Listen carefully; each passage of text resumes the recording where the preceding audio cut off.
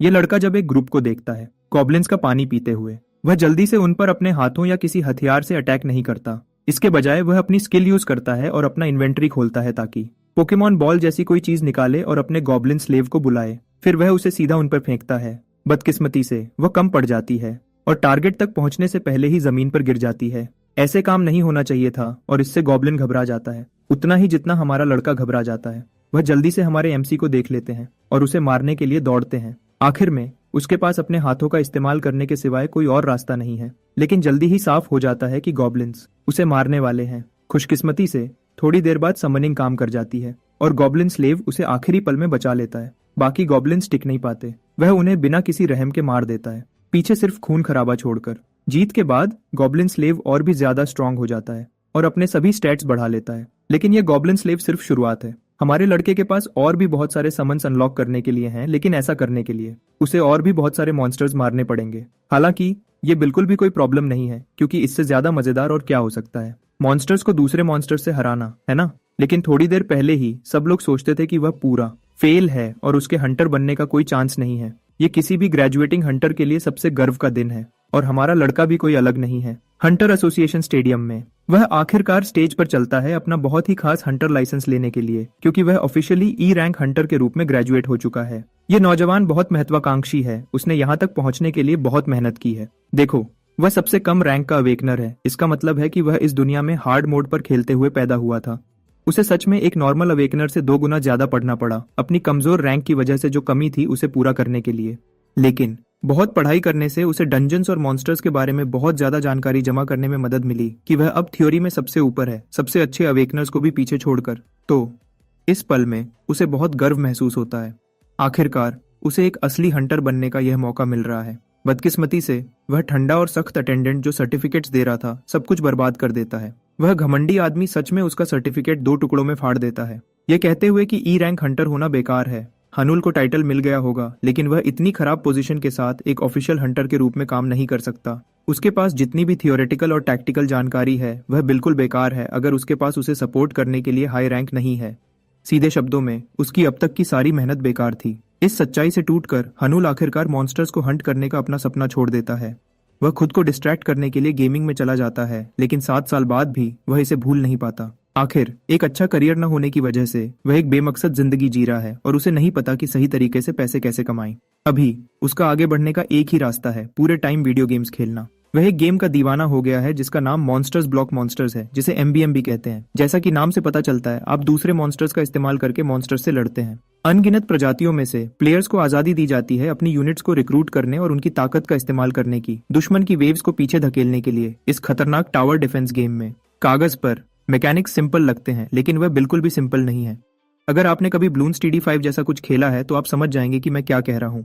ये गेम बहुत ही मजबूत रॉकेट साइंस लेवल की प्लेसमेंट स्ट्रेटजीज मांगता है और हर यूनिट को उसकी आखिरी हद तक ले जाने के लिए सबसे अच्छे तरीके। ये आपको मॉन्स्टर्स को अपग्रेड करने की इजाजत देता है, लेकिन प्रोग्रेस बहुत ही धीमी है। भले ही आप बहुत मेहनत करके अपनी स्ट्रेटजी के लिए जरूरी यूनिट्स को अपग्रेड कर भी लो, उनके लेवल्स पूरी तरह से रीसेट हो जाते हैं अगर वह लड़ाई में हार जाते हैं। परमाडेथ असली है। एक मरे हुए मॉन्स्टर के स्टैट्स को वापस पाने का बिल्कुल भी कोई रास्ता नहीं है। जबकि ये सख्त मैकेनिक्स गेम प्ले को रोमांचक बनाते हैं, उन्होंने बहुत नफरत भी पाई है और इसे एक ऐतिहासिक रूप से बेकार गेम की पहचान मिली है। जैसे कि यह गेम सच में आपको एक शानदार 3 स्टार ओगर को हराने की इजाजत देता है, सिर्फ एक स्टार गॉब्लिन का इस्तेमाल करके, अगर आपकी स्ट्रेटेजी बिल्कुल सही है। लेकिन जैसा कहते हैं, एक आदमी का बेकार गेम दूसरे का खजाना होता है। हनुल सच में अच्छी कमाई करता है इस गेम को लाइव स्ट्रीम करके, क्योंकि उसकी तेज सोचने की शक्ति उसे आसानी से इसे हराने में मदद करती है। नतीजे के तौर पर उसने इसकी कम्युनिटी मॉन्स्टर्स ब्लॉक में एक हार्डकोर वेटरन का टाइटल हासिल किया है। मॉन्स्टर्स ब्लॉक मॉन्स्टर्स उसकी एक ही उम्मीद रही है जब से उसका हंटर करियर खत्म हुआ है। बदकिस्मती से वह इस रास्ते पर ज्यादा देर तक नहीं चल पाएगा, क्योंकि यह इस गेम को खेलने का उसका आखिरी दिन होगा। आखिर गेम डेवलपर्स इसे बंद कर रहे हैं। इंटरनेट पर कीबोर्ड वॉरियर्स उसका मजाक उड़ा रहे हैं और उसकी वफादार कम्युनिटी सोच रही है कि वह आगे क्या करेगा। वह सोचते हैं कि उसके पास एक वैलिड हंटर लाइसेंस होगा, ये मानकर कि अगर उसका स्ट्रीमिंग काम चला भी जाता है तो कोई बड़ी बात नहीं है। खतरनाक सच्चाई ये है कि वह एक काम करने वाला हंटर नहीं है। ये एहसास उसे बहुत चुभता है, फिर भी वह ये जरूरी बात सबके सामने बताने से बचता है। अपनी चिंताओं को झटक कर वह जी भरकर खेलने का फैसला करता है, ये सोचकर कि सर्वर पर उसका आखिरी दिन है। गेम में अभी एक खास इवेंट चल रहा है जिसे द वेव के नाम से जाना जाता है। मकसद सीधा है, अपने कासल को मॉन्स्टर्स की अनंत सेना से बचाओ जो एक पोर्टल से निकल रहे हैं। ये वेटरन जिस वेव को चैलेंज करने वाला है वह 700वीं है, जिसे अनचार्टेड टेरिटरी कहा जाता है। अब तक किसी में भी इतनी स्किल या किस्मत नहीं थी कि वह इस मुकाम तक पहुंच पाए। जिसने हानुल को एक्साइटेड और परेशान दोनों कर दिया। वह गेम शुरू करता है और मॉन्स्टर्स का एक बहुत बड़ा झुंड प्राइमोर्डियल गेट से निकलना शुरू हो जाता है। जैसे ही वह जबरदस्त जानवरों का झुंड आगे बढ़ता है, वह अपने लेवल 100 आर्चर को डिप्लॉय करता है झुंड को कम करने के लिए। लेकिन एक आर्चर काफी नहीं है उस झुंड के सामने और वह मार दिया जाता है। यह एक बहुत बड़ा नुकसान है, फिर भी उसने उम्मीद नहीं छोड़ी है। अगली ट्रूप जो आगे आती है वह है उसकी लेवल 130 सक्यूबस क्वीन। दुख की बात है कि वह भी खाना बन जाती है एक बहुत बड़े 3 सिर वाले कुत्ते का। एक एक करके वह अपनी सारी हाई रैंकिंग यूनिट्स खो देता है। आखिरकार उसकी डिफेंसेस को पूरी तरह से खाली छोड़कर जब सारी उम्मीद खत्म लगती है, गेम एक बहुत बड़ा ट्विस्ट देता है। पहली बार 700वीं वेव को चैलेंज करने से एक खास कंडीशन ट्रिगर हो गई है, जिससे सॉवरेन नाम के एक कैरेक्टर को इजाजत मिली है जागने और लड़ाई के मैदान में कदम रखने की। सॉवरेन एक शानदार नीले बालों वाला सोर्ड नाइट है जिसका जेंडर पता नहीं है। हनुल घटनाओं के इस अनोखे मोड से हैरान रह जाता है। आमतौर पर सॉवरेन्स असल में एनपीसीज होते हैं, उन्हें कोई हरकत नहीं करनी होती। जैसे ही मॉन्स्टर्स का झुंड आगे बढ़ता है, यह दिव्य सुंदरता कासल के गेट के ठीक ऊपर खड़ी है, बिल्कुल भी घबराए बिना। अपनी तलवार निकालकर सॉवरेन उसे जानलेवा खूबसूरती से घुमाती है, एक दिव्य रोशनी की लकीर छोड़ते हुए जो मॉन्स्टर्स को काट देती है, जैसे वह फ्रूट निंजा का कोई खराब वर्जन खेल रहे हों। हनुल भी, जिसने यह गेम हजारों बार खेला है, कैरेक्टर की जबरदस्त ताकत से पूरी तरह से हैरान है। मॉन्स्टर्स की एक और वेव उन पर तेजी से बढ़ती है। वह हवा में उछलती है और रोशनी का एक और जादुई झटका छोड़ती है। दुश्मन की सेना को तबाह करते हुए वह मॉन्स्टर्स को मारते रहते हैं, जब तक आखिरकार सिर्फ लाशों के बड़े बड़े ढेर बचे हैं। हमारे लड़के के हैरानी की बात है कि यह 700वीं वेव का ऑफिशियल कंप्लीशन है। अपने पूरे स्ट्रीमिंग करियर में वह मानता था कि सॉवरेन्स का कोई मकसद नहीं है बैकग्राउंड में खूबसूरत दिखने के अलावा, लेकिन यह बिल्कुल पागलपन है। यह सॉवरेन सच में एक चीट कोड है। अचानक उसे एहसास होता है कि कोई व्यूअर नहीं बचा है इस अनोखी कामयाबी का जश्न मनाने के लिए। उसकी स्ट्रीम क्रैश हो गई थी, चैट में सिर्फ एक व्यूअर को छोड़कर। यह रहस्यमयी व्यूअर हानुल ने दुनिया को जीतने में जो मेहनत की उसके लिए बहुत शुक्रिया अदा करना शुरू करता है। कमेंटर खुश होता है ये कहते हुए कि हानुल की वजह से वह आखिरकार शांति से रह पाएंगे, क्योंकि उसने उनके लॉर्ड को जागने में मदद की। हानुल को कोई आइडिया नहीं है कि यह आदमी क्या बकवास कर रहा है। बातें और अजीब हो जाती हैं जब एक जादुई पोर्टल अचानक उसके कमरे में खुल जाता है और एक होलोग्राफिक सिस्टम विंडो दिखाई देती है, ये बताते हुए कि उसने एक नई स्किल जगाई है।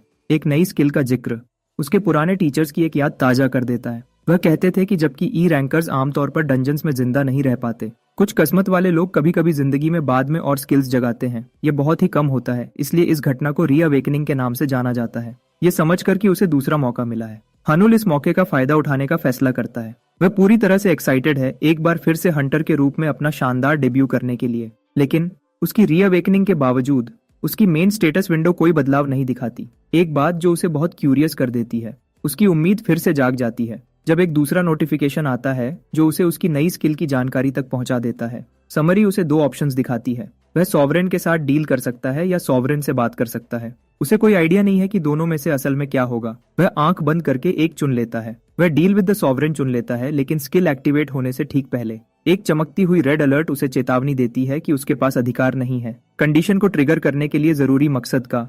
हनुल पूरी तरह से परेशान हो जाता है। जब उसने सोचा कि वह अपने सपने के एक कदम और करीब है, उसे 2 कदम पीछे धकेल दिया जाता है। उसके मॉनिटर की हल्की रोशनी एक और आइडिया देती है। वह उस एक व्यूअर से पूछताछ करने का फैसला करता है जो पहले वह सब अजीब बातें कर रहा था। जैसे ही वह अपनी स्ट्रीम वापस शुरू करता है, व्यूअर तुरंत वापस ऑनलाइन आ जाता है आसानी के लिए।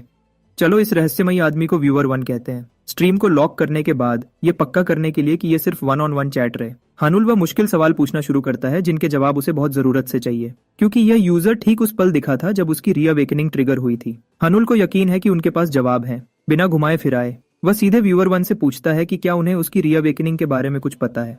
उसकी हैरानी की बात है कि व्यूअर इसकी पुष्टि करता है। हनुल हमेशा जानता था कि अवेकनिंग एक ऐसी घटना है जो इंसानी कंट्रोल से बिल्कुल बाहर है। क्या ऐसा हो सकता है कि स्क्रीन के दूसरी तरफ की एंटिटी उसे रीअवेकन करने में मदद करने के लिए जिम्मेदार है? वह फिर पूछता है कि यह सब अचानक क्यों हुआ। आखिर कोई अनजान शक्ति क्यों एक बेकार गेम को या उसको दूसरा मौका देने के लिए बीच में आएगी? वह रहस्यमयी शक्ति बस इतना कहती है कि सॉवरेन ने उसे चुना है और बस यही बात है। और जहां तक इस बड़े एहसान की बात है कि लॉर्ड ऐसा क्यों कर रहे हैं, वह सिर्फ इसलिए है क्योंकि हानेल ही वह वजह था जिसने उनके लॉर्ड को सबसे पहले जगाया था। वह शक्ति उसे यकीन दिलाती है कि उसके दिमाग में जो उलझन है वह वक्त के साथ खुद ही ठीक हो जाएगी और जो नई स्किल्स मिली हैं हनुल को उन्हें बस उनके लॉर्ड की गहरी शुक्रिया का निशान समझना चाहिए। हनुल ने सवाल पूछना बंद कर दिया। अब उसका पूरा ध्यान इस पर था कि इन नए तोहफों को कैसे इस्तेमाल किया जाए। कन्वर्सेशन विद द सॉवरेन नाम की स्किल का कूल डाउन है, मतलब उसे एक्टिवेट करने से पहले इंतजार करना पड़ेगा। वह यह मान लेता है, लेकिन वह जानना चाहता है कि दूसरी स्किल अभी तक लॉक्ड क्यों है, जिसके लिए पैसे देने पड़ेंगे। वह रहस्यमयी शक्ति अचानक अपनी गलती समझ जाती है और तुरंत गलती सुधार देती है। हानुल के सिस्टम वॉलेट में सीधे 50 गोल्ड डालकर अब जब उसके पास जरूरी पैसे आ गए हैं, हानुल आखिर अपनी स्किल्स को दिल खोलकर टेस्ट कर सकता है और इस पहेली को अपनी मर्जी से सुलझा सकता है। अपना काम पूरा होने पर वह शक्ति उसे अलविदा कहती है और स्ट्रीम से लॉग ऑफ हो जाती है। हानुल पूरी तरह से उलझा हुआ है। वह खुद को चुटकी काटकर भी देखता है ताकि यकीन हो जाए कि वह किसी बेकार बहुत असली सपने में नहीं फंसा है। फिर भी एक बात बिल्कुल पक्की है, यह दोबारा जागना सिर्फ कोई इत्तेफाक नहीं है। इसके पीछे सीधे वह रहस्यमयी शक्ति है जिसे लॉर्ड कहते हैं। अचानक एक सिस्टम नोटिफिकेशन आती है, उसे 50 गोल्ड जमा होने की खबर देती है। ये नए मिले पैसे उसे आखिर अपनी skill deal with the sovereign activate करने की इजाजत देते हैं। तुरंत एक बहुत बड़ा डिजिटल स्टोर उसके सामने आ जाता है, जिसमें खरीदने के लिए मॉन्स्टर्स की लंबी लिस्ट दिखती है। अपने वॉलेट में देखते हुए उसके पास जो थोड़े से 50 गोल्ड हैं, उनसे वह सिर्फ एक स्लेव गॉब्लिन खरीद सकता है। बाकी सब कुछ बहुत ज्यादा महंगा है। लिस्ट में सबसे महंगा कैरेक्टर खुद सॉवरेन है, जिसकी कीमत 11 डिजिट्स में है। इतने लंबे नंबर्स की लाइन जिसे देखकर उसका दिमाग खराब हो रहा है। जरूर हमारा लड़का उसे अपने पास रखना चाहेगा, लेकिन उसकी कीमत बहुत ज्यादा है। मगर उसे स्किल से ज्यादा कुछ और चीज हैरान करती है। वह यह है कि यह सिस्टम विंडो बिल्कुल उसकी गेम जैसी दिखती है। मॉन्स्टर्स की छोटी होलोग्राफिक तस्वीरें जो उनके प्राइस टैग्स के बगल में घूम रही हैं, वह मॉन्स्टर्स ब्लॉक मॉन्स्टर्स की बिल्कुल कॉपी हैं, बस थोड़े से फर्क के साथ, क्योंकि गेम के नियम उसे अपने पास मौजूद यूनिट्स को समन करने की इजाजत देते थे। हानुल समझ जाता है कि असलियत में भी यह बिल्कुल वैसे ही काम करना चाहिए। उसके चेहरे पर एक शैतानी मुस्कान आ जाती है। उसे फिजिकली स्ट्रांग होने की जरूरत नहीं है टॉप टियर हंटर बनने के लिए। वह बस अपने समन से मुश्किल काम करवा सकता है। गोल्ड की बात करते हुए उसे एक बात याद आती है। एमबीएम में प्लेयर्स के पास पैसे कमाने के 2 तरीके थे, डंजन्स क्लियर करना या मॉन्स्टर्स का शिकार करना और उनका लूट बेचना। उन गेम के नियम को असलियत पर लागू करते हुए वह सोचता है कि उसे कुछ मॉन्स्टर्स को मारना पड़ेगा ताकि वह गोल्ड जमा कर सके, जिसकी उसे बहुत जरूरत है। लेकिन सबसे बड़ी दिक्कत यह है कि उसकी अभी की फिजिकल ताकत बिल्कुल कम है, इतनी कम कि वह एक सबसे छोटे स्लाइम का भी शिकार नहीं कर सकता। खतरनाक चीजों की तो बात ही छोड़ दो। कोई और रास्ता न होने पर वह स्लेव गॉब्लिन खरीदने की ट्रांजैक्शन कंफर्म करता है। एक नीली पोकेबॉल जिसमें उसके स्लेव गॉब्लिन्स हैं असलियत में सामने आ जाती है। सीन बदलता है और अब हम हंटर एसोसिएशन की भीड़ भरी बिल्डिंग में हैं। हानुल यहाँ खुद को ऑफिशियली एक सोलो ई रैंक हंटर के रूप में रजिस्टर करवाने आया है। रिसेप्शनिस्ट उसका नया रिकॉर्ड निकालने के बाद उसे उसके लेवल के नए हंटर के लिए 4 काम मिलते हैं। हानुल ध्यान से ऑप्शंस को देखता है और जानबूझकर वह काम चुनता है जो सबसे कम उसकी कम फिजिकल ताकत के लिए ठीक लगता है। पहाड़ों के पीछे एक दूर गांव में गॉब्लिन्स को खत्म करने का क्वेस्ट। अटेंडेंट उसे जल्दी से चेतावनी देती है कि वह जगह इमरजेंसी सपोर्ट से बिल्कुल दूर है। अगर कुछ गलत हुआ तो वह पूरी तरह अकेला होगा। लेकिन हमारा लड़का यही चाहता है। अभी उसे सबसे आखिरी चीज जो चाहिए वह है बिना मतलब की अटेंशन। इतने छोटे लड़के पर तरस खाते हुए जो शायद अपनी जिंदगी बर्बाद कर रहा है। अटेंडेंट उसका स्टेटस अपडेट करती है। बायोमेट्रिक वेरिफिकेशन के बाद रजिस्ट्रेशन का काम पूरा हो जाता है और वह उसे मिशन की जरूरी जानकारी टेक्स्ट करने का वादा करती है। हानुल को जाने की इजाजत मिल जाती है और वह अपने पहले मिशन के लिए बहुत एक्साइटेड है। आखिर पहुंचने पर उस दूर गांव में जिस क्लाइंट ने काम दिया था वह उससे मिलने के लिए दौड़ता हुआ बाहर आता है। वह बूढ़ा आदमी बहुत शुक्रगुजार है कि एक बहादुर हंटर ने उसकी रिक्वेस्ट मान ली। आखिर बहुत कम अवेकनर्स इतने कम पैसे के लिए इतनी दूर तक आने को तैयार होते हैं। फिर भी वह बूढ़ा आदमी शक करता है कि हानुल जैसा पतला लड़का उन गंदी चीजों को अकेला कैसे संभालेगा। वह सच में हमारे लड़के की सुरक्षा के लिए चिंतित है। बूढ़े आदमी की सच्चाई को समझते हुए हानुल एक कॉन्फिडेंट मुस्कान देता है और उसे यकीन दिलाता है कि वह उन गंदे क्रीचर्स को अब और गांव को गंदा नहीं करने देगा। जंगल में गहराई तक जाते हुए जहां गॉब्लिन्स रहते हैं उनका घर बताया जाता है। हानुल को एक अजीब सी जगह दिखती है। जंगली जानवरों की तरह बिहेव करने के बजाय गॉब्लिन्स का यह ग्रुप आराम से एक नदी के पास बैठा है, आम इंसानों की तरह पानी पी रहा है। इस अजीब बात को नजरअंदाज करते हुए हानुल अपना इन्वेंटरी खोलता है और अपने नए फेमिलियर को निकालता है जो अभी अपनी नीली ब्लॉब फॉर्म में आराम कर रहा है। अपने अंदर के पोकेमॉन ट्रेनर को जगाते हुए वह नीली पोकेबॉल को तेज रफ्तार से उन क्रीचर्स की तरफ फेंकता है। वह गोला हैरान गॉब्लिन्स के बिल्कुल सामने गिरता है। एक पल के लिए कुछ भी नहीं होता। हानुल खुद को बहुत बड़ी मुश्किल में पाता है। उसकी पोकेबॉल शायद डिप्लॉय नहीं हुई, ये समझते हुए कि उनके सामने खड़ा इंसान दुश्मन है। गॉब्लिन्स तुरंत अपने तेज पंजे निकालते हैं और उसकी तरफ बढ़ते हैं, उसे चीर फाड़ करने के लिए तैयार, ये जानते हुए कि उसके पास कोई और रास्ता नहीं है। हानुल नंगे हाथों लड़ने के लिए खुद को तैयार करता है। भागने के बजाय वह अपनी मुट्ठी बंद करता है, एक आखिरी पलटवार करने के लिए तैयार। लेकिन जैसे ही एक हरा खतरा अपने पंजे उस पर गाड़ने वाला होता है, सिस्टम आखिर एक्टिवेट हो जाता है। गॉब्लिन समन एक जबरदस्त एंट्री करता है। हवा में से निकलकर और एक बड़े डंडे से दुश्मन मॉन्स्टर को बुरी तरह से दूर फेंक देता है। अपने समन को इतने करीब से देखकर हानुल के दिमाग में कुछ क्लिक करता है। जब उसने पहली बार एमबीएम स्ट्रीम करना शुरू किया था तो सबसे पहला मॉन्स्टर जो उसे मिला था वो एक आम स्लेव गॉब्लिन था। वक्त के साथ उसने उस मामूली मिनियन को गॉड टियर आइटम से सजाया था। उस बेकार क्रीचर को एक जबरदस्त चैड में बदल दिया था जिसने अकेला 100 खतरनाक मॉन्स्टर्स की वेव्स को बिना किसी मदद के हरा दिया था। उसने उस गॉब्लिन का नाम गोनो रखा था।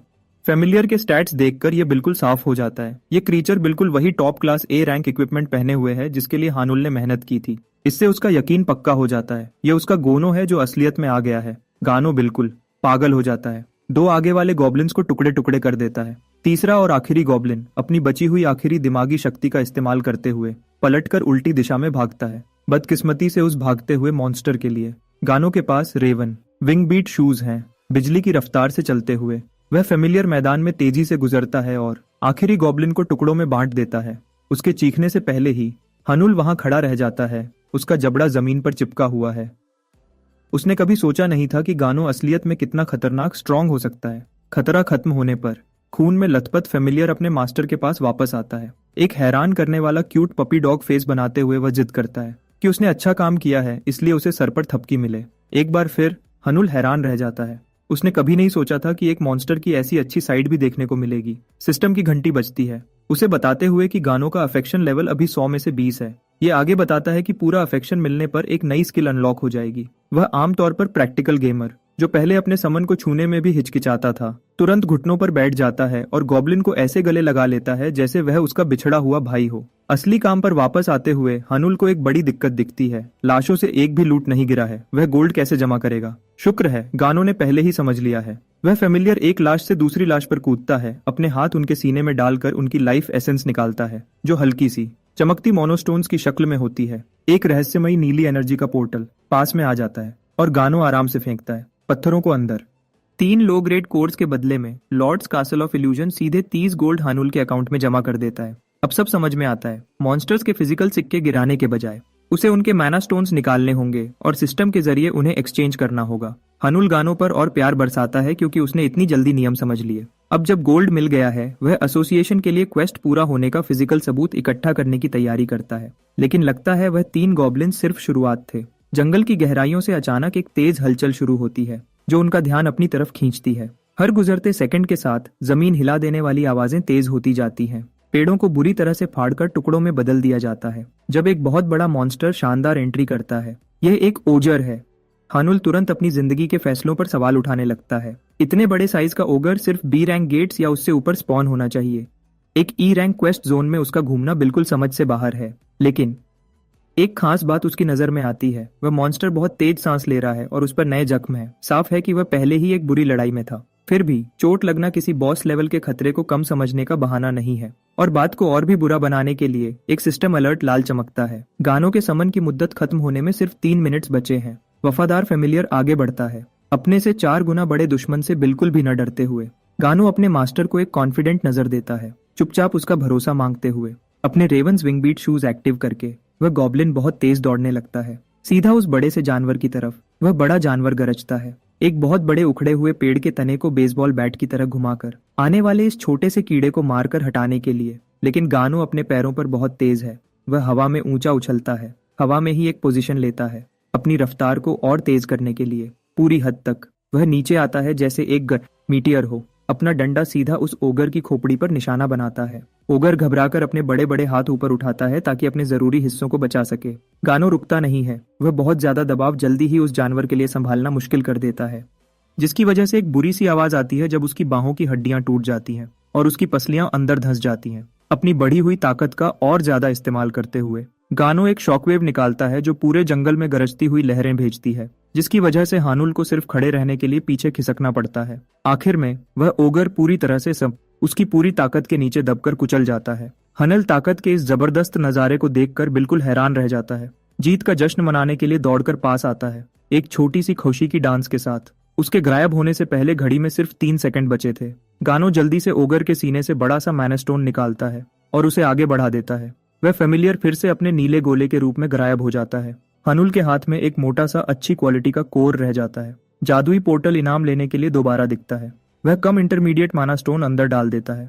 उसे एक बहुत बड़ा 100 गोल्ड का डिपॉजिट मिलता है, जिससे उसकी अब तक की कमाई बढ़कर एक आरामदायक 130 गोल्ड हो जाती है। लगता है सिस्टम के पास एक और सरप्राइज है, क्योंकि यह उसका पहला ऑफिशियल मॉन्स्टर को हराना है। हानुल को इनाम में एक प्रीमियम गाचा टिकट मिलता है। ये टिकट प्लेयर्स को बहुत ही रेयर चीजें निकालने का मौका देती है, भले ही कोई भी पुराना खिलाड़ी जानता है कि ड्रॉप रेट्स अक्सर बिल्कुल बेकार होते हैं। टिकट को एक्टिव करने पर एक सजावट वाला, रहस्यमयी चीजों से भरा उसके सामने आ जाता है। सिस्टम एक दिलचस्प सच बताता है, जो गॉड टियर सामान वह गाचा से निकालता है वह सिर्फ उसके समन्स के लिए नहीं है, वह असल में वह चीजें खुद भी पहन सकता है ताकि अपने बिल्कुल कम स्टैट्स को बढ़ा सके, उससे पहले कि वह अपनी नई मिली हुई ताकत का जश्न मना सके।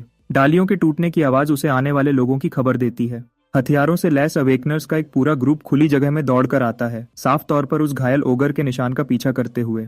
निशान उन्हें उनके निशाने तक ले जाते हैं, लेकिन दिक्कत यह है कि वह पहले ही मर चुका है। जैसे ही हानुल उस स्क्वाड को साफ देखता है, उसका दिल मायूसी से भर जाता है।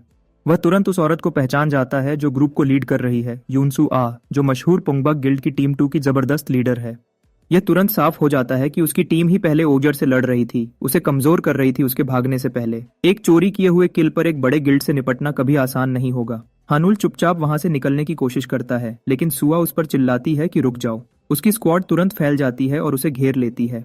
अपना परिचय देने के बाद वह तेज आवाज में बताती है कि वह एबनॉर्मल ओगर उनका शिकार था। वह न तो इस हालत से खुश दिखती है और न ही इस बात से कि किसी और ने उनका शिकार छीन लिया है। यह हमारे लड़के के लिए एक बहुत ही तनाव भरी स्थिति है। स्यूआ गिरे हुए ओगर को देखती है। यह सोचती है कि इस लड़के ने अकेले ही इस मॉन्स्टर को कैसे हरा दिया, भले ही वह लड़ाई में घायल हो गया था। उनमें से 3 बी रैंक वाले उसे हराने की पूरी कोशिश कर रहे थे और नहीं कर पाए, और इस जानकारी से वह यह नतीजा निकालती है कि यह लड़का कम से कम ए रैंक का होगा। उसी हिसाब से रिएक्ट करते हुए वह अपना हाथ आगे बढ़ाती है, अपना परिचय देती है कि वह पूनबैक गिल्ड से सुआ है। वह लड़की देखना चाहती है कि वह किस तरह के लड़के से बात कर रही है, इसलिए हानुल शांति से अपना परिचय देता है। हैरानी की बात यह है कि सुआ महसूस कर सकती है कि एक आर्कएंजल असल में उसके सामने खड़े शख्स में दिलचस्पी ले रहा है। यह बात उसे परेशान करती है और उसे समझ नहीं आता कि क्या चीज इस सीधे साधे दिखने वाले लड़के को इतना खास बनाती है। उसकी क्षमताओं के बारे में जानने के लिए वह हानुल से पूछती है कि क्या उसने मॉन्स्टर का शिकार अकेले किया था। वह गोलमोल जवाब देता है कि हाँ, उसने किया था। यह बात उसे चौकन्ना कर देती है और वह सोचने लगती है कि क्या यह लड़का कुछ छुपा रहा है। फिर वह बताती है कि वह ही ओगर की पिछली लड़ाई में शामिल थे और वह कलुष है कि उसने मॉन्स्टर को कोई नुकसान पहुंचाने से पहले रोक दिया। हमारा लड़का आमतौर पर कहता है कि वह खुशकिस्मत था, लेकिन सुआ जानती है कि वह झूठ बोल रहा है, क्योंकि एक ओगर को सिर्फ किस्मत से नहीं मारा जा सकता। अब वह उस पर पूरी तरह से शक्र कर रही है और उसी हिसाब से रिएक्ट करते हुए वह उस ओगर के लिए मिलने वाला सारा इनाम देने को तैयार हो जाती है। सीधी बात यह है कि पंगबैक गिल्ड खुद हंटर हनल से कांटेक्ट करेगी उसकी मदद के लिए और उसे पेमेंट देगी। यह हानुल के लिए भी एक हैरान करने वाली मेहरबानी है, जो यकीन नहीं कर सकता कि वह इतने अच्छे कैसे हो सकते हैं अपना शिकार किसी और को देकर। सुआ समझदार है क्योंकि वह एक शर्त जोड़ देती है, एक सवाल जो वह पूछना चाहती थी। जाहिर है हमारा लड़का जानता था कि यह डील इतनी अच्छी थी कि मुफ्त में नहीं मिल सकती, लेकिन वह हैरान हो जाता है जब यह लड़की आमतौर पर अपना फोन आगे बढ़ाती है। मजेदार बात यह है कि सुआ अभी एक छोटी लड़की जैसी लग रही है जो अपने क्रश का नंबर मांग रही हो। वह खुद भी उसका नंबर मांगते हुए घबरा जाती है, जबकि हमारा गीगा चैट सीधा साधा हीरो को पता ही नहीं चलता कि क्या हो रहा है। सीन बदलता है और हमारा लड़का मिलता है गांव के एक चाचा से, जो हंटर का बहुत एहसानमंद है उनकी जान बचाने के लिए। हानिल बस खलुश है कि उसने उनके लिए पहाड़ पर एक सुरक्षित रास्ता साफ कर दिया और उसे पता चलता है कि इन गांव वालों ने कितनी मुश्किल देखी है। सरपंच उसे बदला चुकाना चाहता है। ये ऑफर काम आता है क्योंकि हनुल सच में मशहूर ट्रेनिंग मॉन्यूमेंट लैंडमार्क की जगह के बारे में जानने के लिए उत्सुक है। बूढ़ा आदमी उसे सीधे नीचे जाने वाले रास्ते पर ले जाता है, उसे यकीन दिलाते हुए कि वह उसे आखिर में मिल जाएगा, और कहता है कि वह रास्ता अच्छी किस्मत लाता है।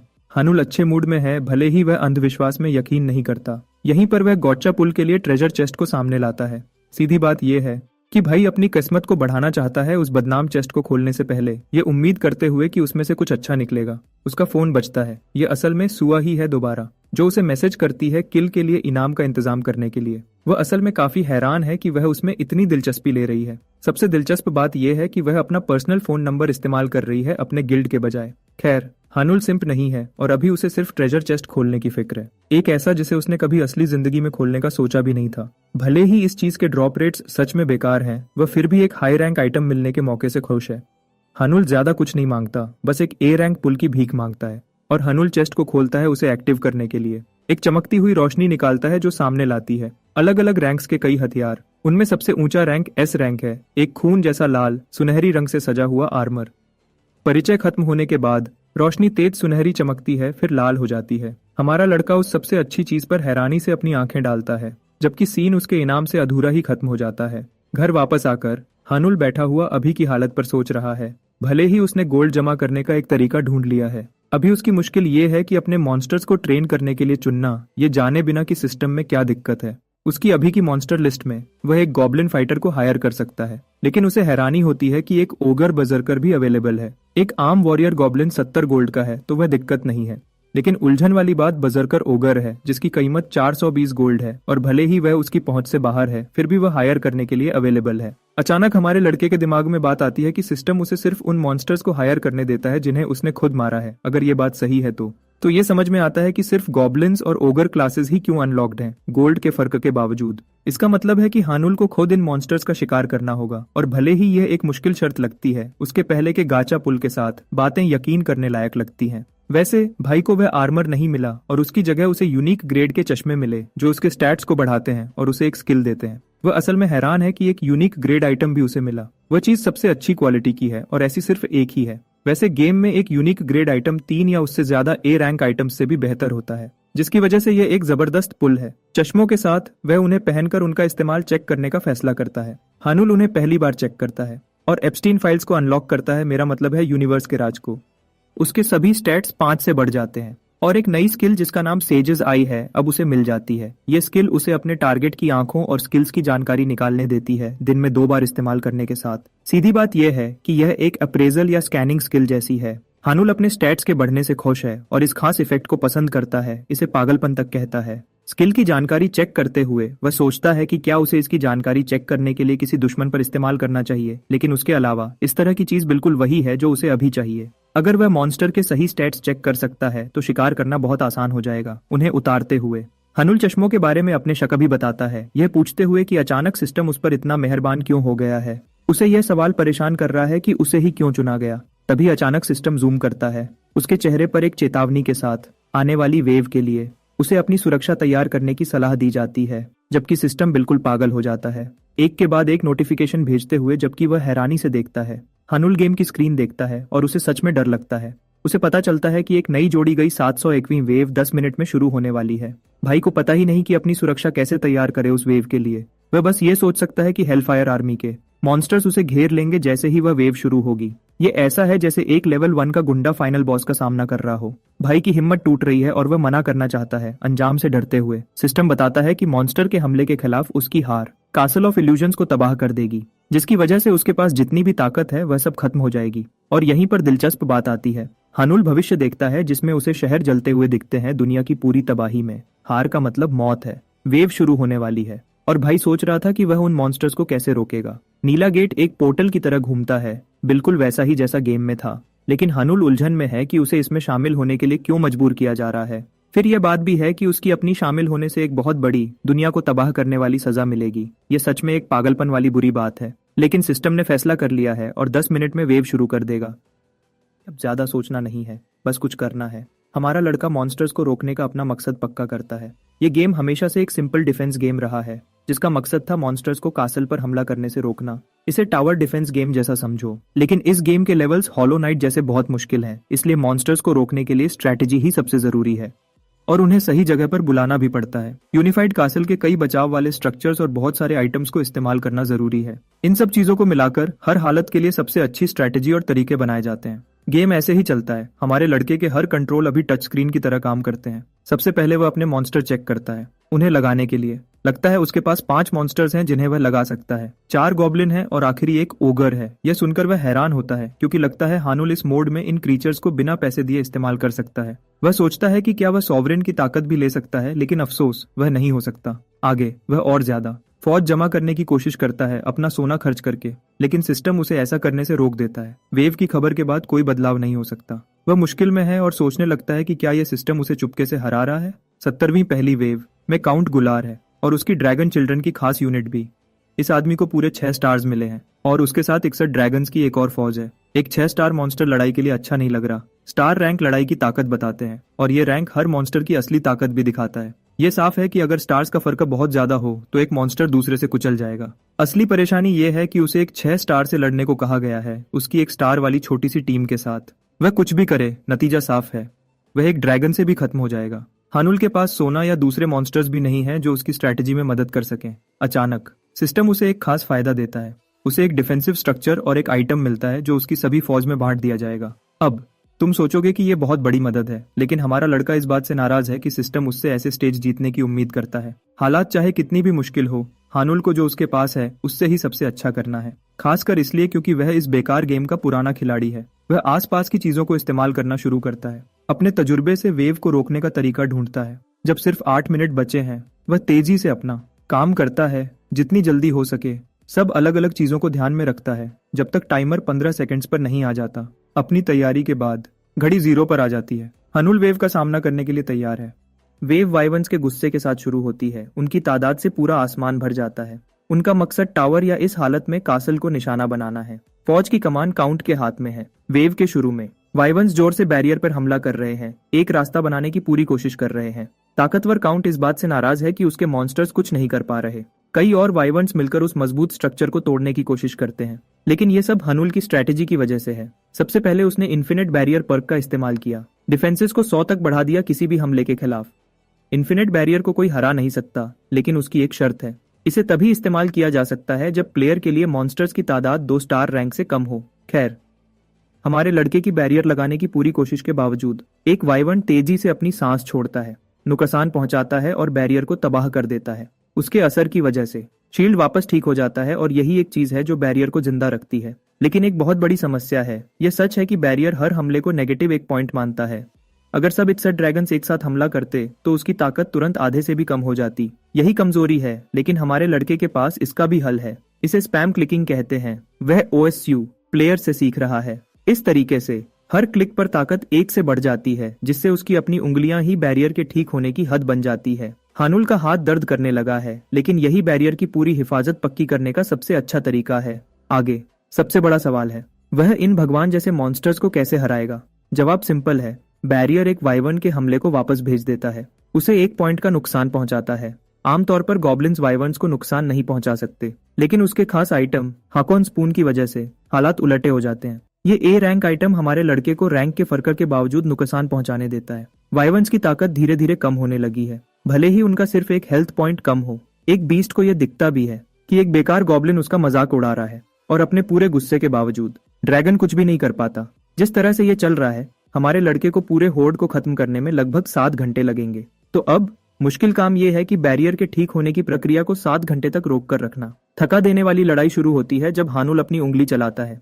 वह सोचता है कि उसके गॉब्लिन्स पहले मरेंगे या वह खुद। काउंट की फौज हानुल की फौज के सामने है जब दोनों हमला और बचाव रुक जाते हैं। कुछ देर बाद हमारा लड़का थकने लगा है, और जिस पल वह पानी लेने की कोशिश करता है, उसका पूरा शरीर ठंड से कांप जाता है। बात यह है, इस आदमी को गेम के बाहर किसी भी चीज को छूने की भी इजाजत नहीं है। सीधी बात यह है, हानुल को सब सहना होगा और आराम नहीं मिलेगा। न पानी, न खाना, न शौच, न गूनिंग, न मुठ मारना, बस गेम जीतने के लिए। उसकी सब हरकतें रिकॉर्ड हो रही हैं। वह जानता है कि आम आदमी तो मायूसी से पागल हो जाएगा, लेकिन यह आदमी अलग है और इसे गेम की बस शुरुआत कहता है। एक ड्रैगन गुस्से में भर जाता है और एक बहुत बड़ी आग की सांस छोड़ता है। बैरियर को बहुत ज्यादा नुकसान पहुंचाता है।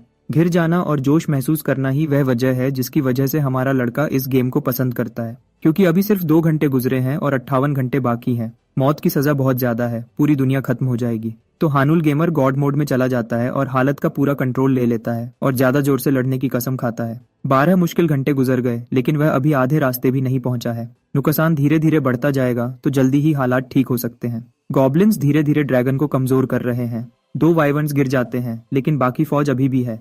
फिर भी हानुल इस नतीजे से खुश है और बस इसी तरह आगे बढ़ना चाहता है। 3 और मॉन्स्टर्स गिर जाते हैं। उसकी हिम्मत बनी रहती है। 1 दिन गुजर गया है और वह अभी भी लगा हुआ है। सिर्फ 10 को खत्म किया है, 12 से कम। और जब कुछ और वाइवन्स ने बैरियर को तोड़ने की कोशिश की तो 2 हाफ ड्रेक्स मर गए।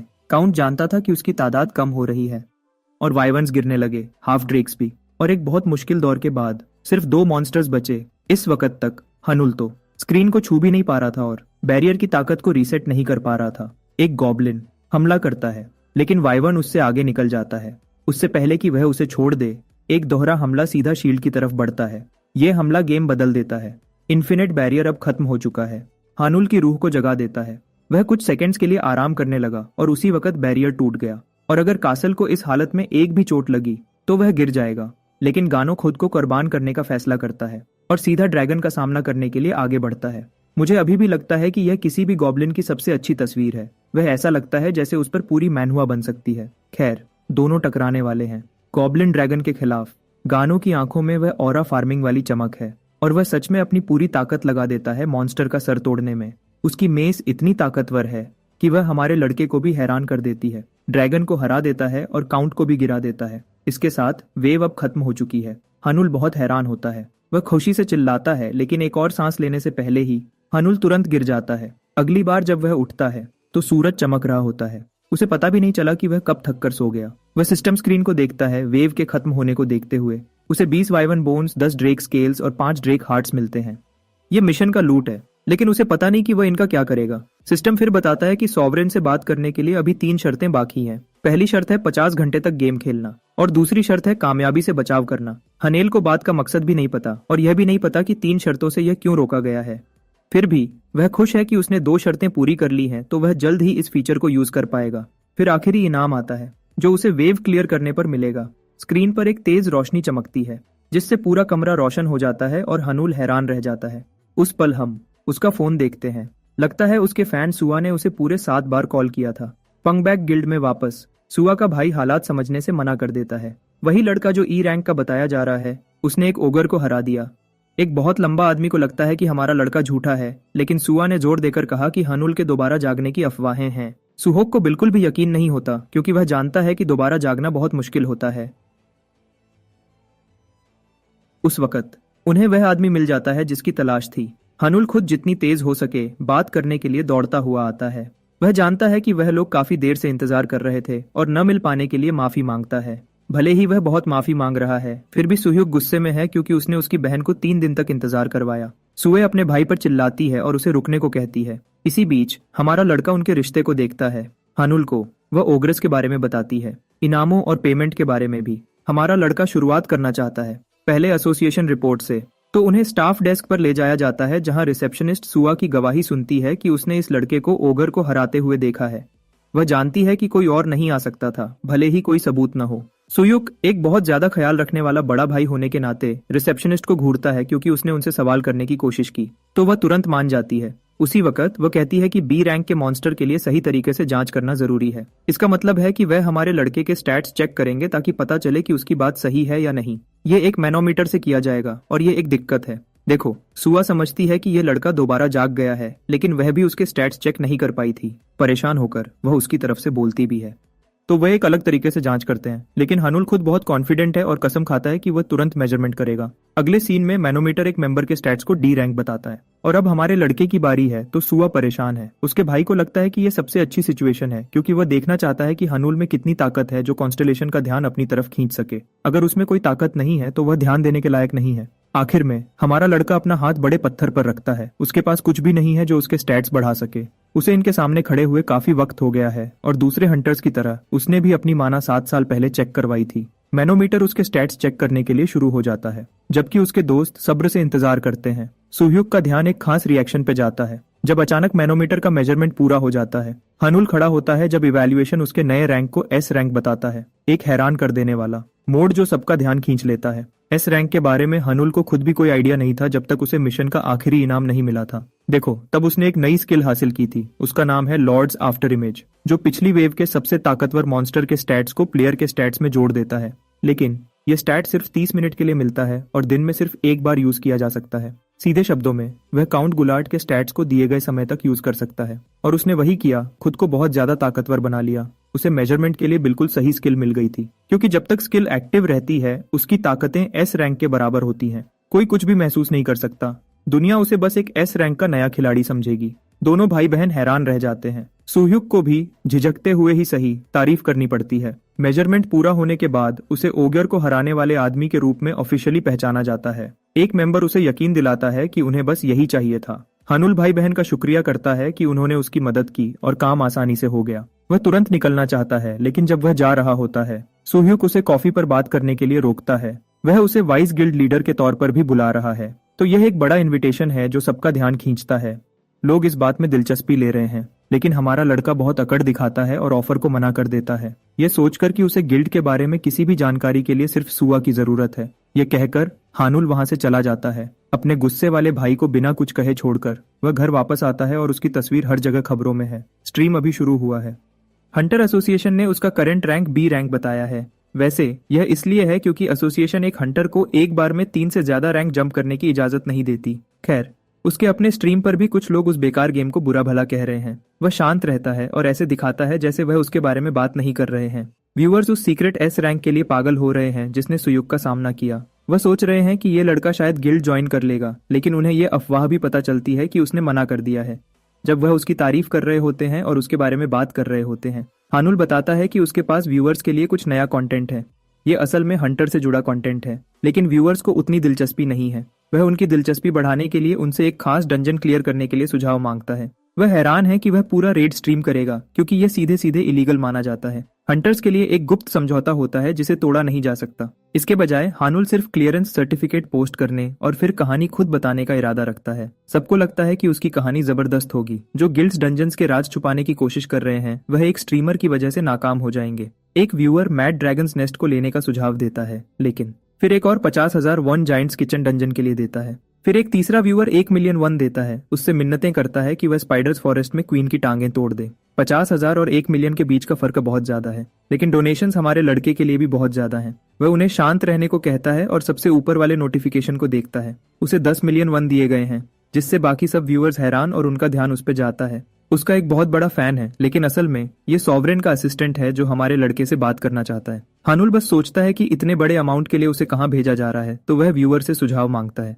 वह एंटिटी जवाब देती है और सुझाव देती है कि वह गार्डन ऑफ मेडिटेशन के सबसे गहरे हिस्से में जाए। दूसरे व्यूअर्स को लगता है कि यह रिक्वेस्ट एक मौत का जाल है क्योंकि कोई भी इसे क्लियर नहीं कर पाया है। गार्डन ऑफ मेडिटेशन में पूरे 3 हिस्से हैं, एंट्रेंस, झील और सबसे गहरा हिस्सा। एंट्रेंस को शिकार के लिए काफी हद तक सुरक्षित माना जाता है। असली खतरा बीच में झील है जो नए खतरों को बुलाती है। कोई नहीं जानता कि सबसे गहरे हिस्से में क्या है क्योंकि वह झील को पार नहीं कर पाए थे। सिर्फ सुह्युक ही इतनी दूर तक पहुंच पाया था, जिसने अपनी हद तक पहुंचकर आगे बढ़ना बंद कर दिया था। और अब उससे वही मिशन करने को कहा जा रहा है जो हानुल के खुद के हिसाब से भी नामुमकिन है। व्यूअर एक कहता है कि उसे डंजन क्लियर करने की जरूरत नहीं है। वह मिशन से खुश है जब तक हानुल सबसे गहरे हिस्से तक पहुंच जाता है। इससे मुश्किल थोड़ी बदल जाती है। भले ही उसे यह भी यकीन दिलाया गया है कि अगर वह पूरा डंजन क्लियर कर लेता है तो उसे और मदद मिलेगी। बाकी व्यूअर्स इस पागल रिक्वेस्ट के खिलाफ बोलते हैं, यह जानते हुए कि कंटेंट के नाम पर स्ट्रीमर मर जाएगा। माना कि हमारा लड़का हालात की गंभीरता जानता है, लेकिन वह सिर्फ सबसे गहरे हिस्से तक पहुंचकर वापस आने से ठीक है। फिर यह भी है कि व्यूअर एक खुद चाहता है कि वह डंजन पूरा करे और उसके लिए मदद भी ऑफर की है। हानुल इस मिशन के लिए बिल्कुल भी उत्सुक नहीं है, लेकिन आखिर में जोर से चिल्लाता है कि वह तैयार है।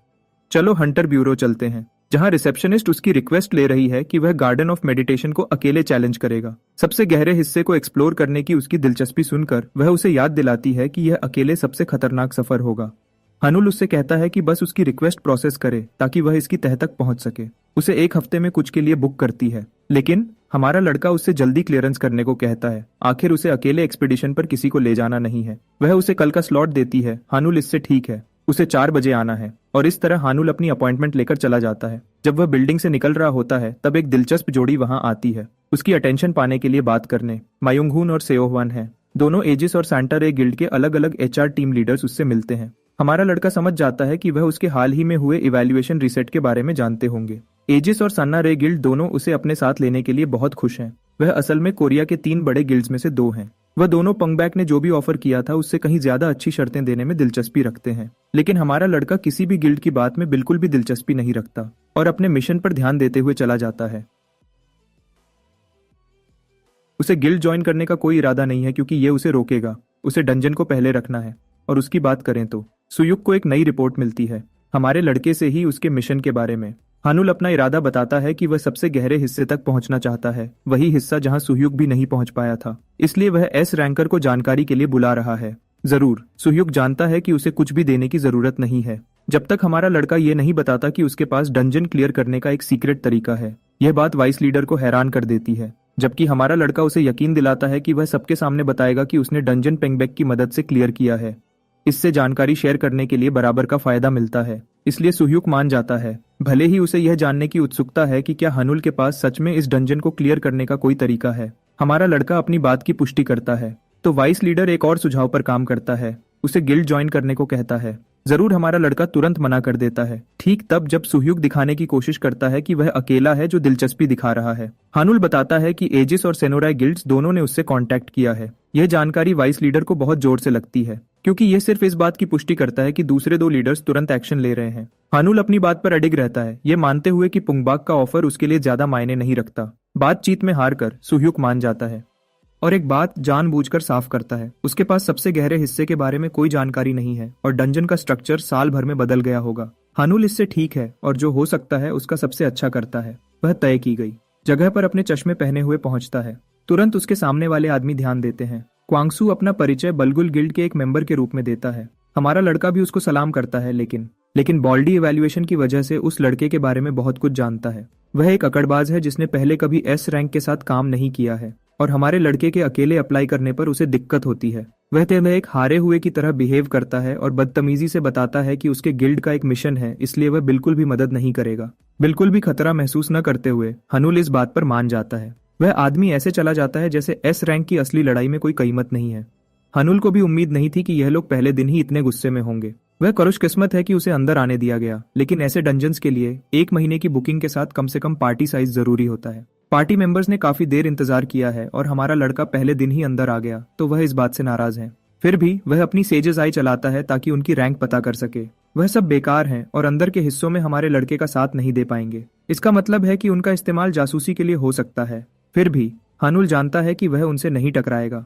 वह गंजा आदमी पीछे मुड़ता है और पूछता है कि वह क्यों मुस्कुरा रहा है। हानुल उन्हें बताता है कि उसे एक मजेदार मजाक याद आ गया, लेकिन वह बेवकूफ इतने कमजोर दिल हैं कि वह इस बात को बुरा मान जाते हैं और उसे मारना चाहते हैं। इसी बीच स्टाफ का आदमी डंजन रेड के लिए दरवाजा खोलता है, जहां से हरी बिजली चमक रही है। हंटर्स को जल्दी से आगे बढ़ने के लिए कहा जाता है, नहीं तो दरवाजा रुक नहीं पाएगा। और यह असल में हमारे लड़के का पहली बार है कि वह एक असली डंजन में जा रहा है। होनेल अंदर जाता है, ये जानने के लिए उत्सुक है कि आगे क्या है। जब सिस्टम स्क्रीन पर कुछ खास जानकारी दिखती है, जैसे हर रेड में कितने लोग डंजन में जा सकते हैं। यहाँ सॉवरेन का नौकर उसे अपनी मदद के साथ शुभकामनाएं देता है। डंजन के नजारे को थोड़ा बदलकर पार्टी के लोग यहाँ हैं, लेकिन एगहेड को शुरू से ही लगता है कि कुछ गलत है। वह इस जगह को मुश्किल से पहचान पा रहा है क्योंकि यह एंट्रेंस जैसा बिल्कुल नहीं है। भाई को पुरानी बातें याद आती हैं, जबकि उसके दोस्त पूछ रहे हैं कि यहाँ झील क्यों है। एंट्रेंस ऐसा नहीं होना चाहिए था। उनमें से कुछ तो जानते भी हैं कि वह कैसा दिखता है। हानुल के लिए यह पहली बार है जो समझता है कि एंट्रेंस आसान होना चाहिए था। सुहोक ने जो जानकारी दी थी उसके हिसाब से ये एंट्रेंस जैसा बिल्कुल नहीं है। तब हमारे लड़के को कुछ समझ आता है। सिस्टम स्क्रीन उन्हें ऑफिशियली एक नई जानकारी के साथ बताती है। हंटर्स का झील के पास स्वागत करती है। हंटर्स परेशान हो रहे हैं एक वजह जानने के लिए, जबकि सिस्टम पिग मैलेट्स के कत्लेआम के बारे में बताता है। यह उनका मिशन है, पिग मैलेट्स को उनके कातिलों के हाथों से रात तक बचाना। यह मिशन पूरा करने पर झील से गुजरने का मौका मिलेगा और अंदर के हिस्से में जाने की इजाजत मिलेगी, लेकिन अगर वह फेल हो जाते हैं हर एक चैलेंजर मर जाएगा। यह एक बहुत बड़ा नुकसान है। सी रैंक वाले घबरा रहे हैं और वह इस मिशन के लिए तैयार नहीं है। इतना कि क्वांगसू के आदमी चाहते हैं कि वह पीछे हट जाए, लेकिन जैसे ही वह अपना स्टेटस विंडो खोलने की कोशिश करते हैं मिशन से बाहर निकलने के लिए, इन लोगों को समझ आता है कि वह बिल्कुल भी छोड़ नहीं सकते। एगहेड कब से भागने की कोशिश कर रहा है, लेकिन वह फंसा हुआ है। अभी पिग मैलेट्स की संख्या 130 है, जिसमें से 2 पहले ही मारे जा चुके हैं, जिसकी वजह से संख्या 128 हो गई है। क्वांगसू घबरा रहा है और उसने वहां के एस रैंक हंटर से एक्सप्लेनेशन मांगी। पूछ रहा है कि वह उनकी मदद कैसे कर सकता है। हमारा लड़का शांति से बताता है कि उसे कुछ नहीं पता कि क्या हो रहा है। हाँ, उसे झील के बारे में जानकारी है। उसकी बातों से क्वांगसू का कॉन्फिडेंस बढ़ जाता है। वह हमारे लड़के से मिन्नत करता है कि उन्हें भी वह जानकारी दे। वह हर तरह से मदद करने के लिए तैयार है। हनल इस मजाक पर हंसता है क्योंकि ये वही लोग हैं जो पहले उसे बुरा भला कह रहे थे।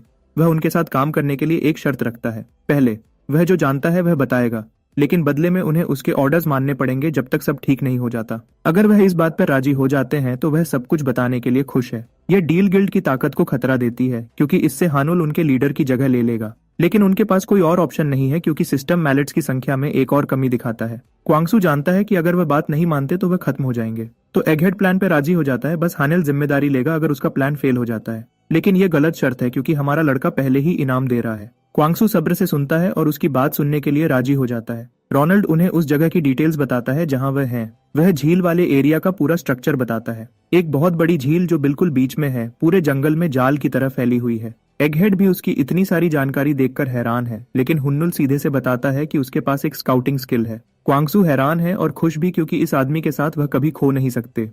यहाँ तक कि लेआउट भी उस जानकारी से मिलता जुलता है जो सुह्युक ने दी थी। और सही से कहें तो अभी जो हो रहा है वह ये है कि हमारा लड़का वह पवित्र नक्शे का इस्तेमाल कर रहा है जो उसे व्यूअर 1 ने दिया था। ये कासिल से मिला हुआ तोहफा है, इसलिए उसे ज्यादा मेहनत नहीं करनी पड़ती। मिशन बहुत आसान है, उन्हें पिग मैलेट्स को मारे जाने से बचाना है, लेकिन उन्हें ढूंढना भी जरूरी है।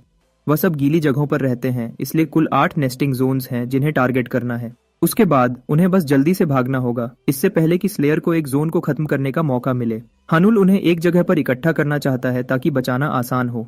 यह प्लान की शुरुआत है और वह चाहता है कि वह तुरंत काम करें क्योंकि संख्या और कम हो रही है। जबकि वह कुछ नहीं कर रहे हैं, उनकी संख्या कम हो रही है और इस जल्दी की वजह से क्वांगसू का ग्रुप तेजी से निकल जाता है जोन्स को ढूंढने के लिए। हाँ, वह उत्सुक है कि एस रैंक हंटर क्या करने वाला है, जिस पर हनुल बताता है कि वह पिग मैलेट को अकेले संभालेगा। गिल्ड लीडर उसे उसके काम पर छोड़ देता है। हमारे लड़के को वह प्राइवेसी देता है जो वह चाहता था। उसका मकसद है झील के नक्शे का इस्तेमाल करके एरिया को स्काउट करना। लगता है इस जोन में एक छुपा हुआ मिशन है एक खास इनाम के साथ, और हमारा लड़का खास तौर पर वह मिशन पूरा करना चाहता है। शिकार शुरू होने वाला है, लेकिन पहले उसे स्काउटिंग के दौरान 2 चीजें पता करनी है। छुपा हुआ मिशन खुद, और फिर उन कातिलों की पहचान जो पिग मैलेट्स को मार रहे हैं। लगता है यहाँ कई तरह के मॉन्स्टर्स हैं, इसलिए उसे जानना होगा कि वह कौन है। एक ग्रुप पे नजर रखते हुए हनुल कुछ लिजर्डमैन को देखता है जो बहुत तगड़े दिख रहे हैं। वह असल में हैरान है और समझता है कि ये लोग ही वह कातिल होंगे जो पिग मैलेट्स को मार रहे हैं। उसका प्लान अब और मुश्किल हो गया है, क्योंकि भले ही लिजर्डमैन सिर्फ डी रैंक के हैं, लेकिन उनका एक बड़ा झुंड संभालना मुश्किल है। यह जानते हुए कि उसे लड़ाई नहीं करनी चाहिए, हान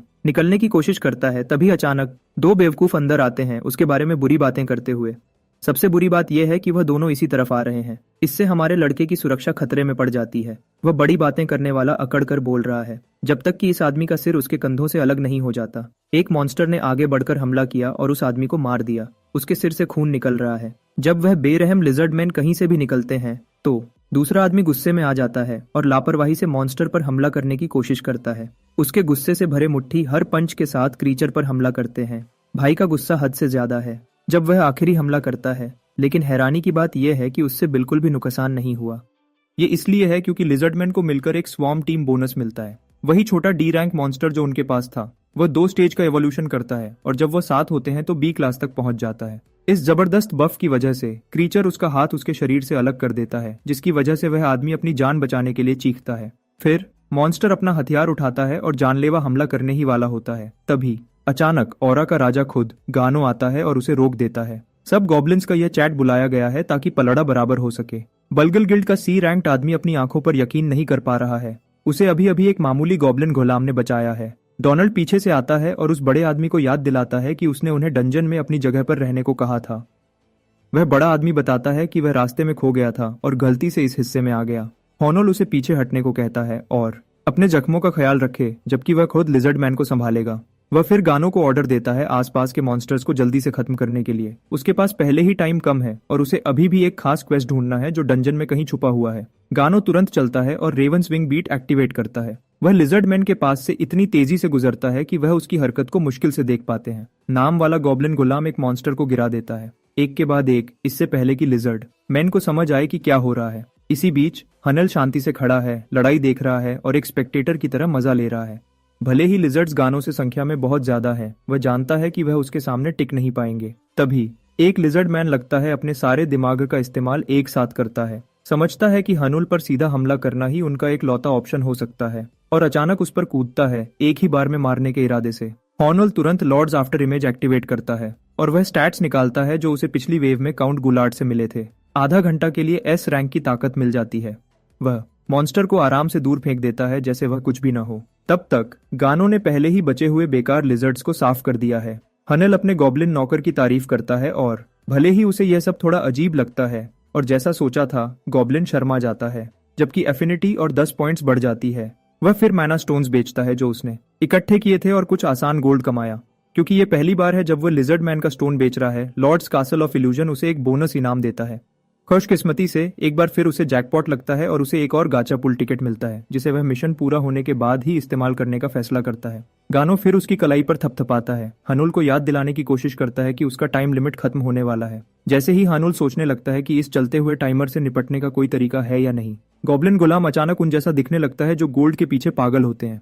उसी पल सिस्टम पे एक नोटिफिकेशन आता है, उसे बताता है कि वह बस 5 गोल्ड दे सकता है हर एक्स्ट्रा 10 मिनट्स के लिए अगर वह अपने मॉन्स्टर को ज्यादा देर तक समन रखना चाहता है। स्ट्रीमर को सिस्टम की यह हरकत बहुत घटिया लगती है। वह सोचता है कि सिस्टम जब भी मौका मिलता है उसे लूटने की कोशिश करता है, लेकिन वह यह भी जानता है कि उसके पास कोई और ऑप्शन नहीं है। इससे पहले कि वह और कुछ सोच पाए, उसे एक अजीब सी गरजने की आवाज सुनाई देती है और अचानक पिग मैलेट्स का एक बहुत बड़ा झुंड सीधा उसकी तरफ दौड़ता हुआ आता है। पसीना धीरे धीरे उसके चेहरे पर आता है जब वह सोचता है कि वह इतने बड़े ग्रुप को कैसे कंट्रोल करेगा जो आसान टारगेट होने चाहिए थे। एक बार फिर मैं फैन नहीं हूँ।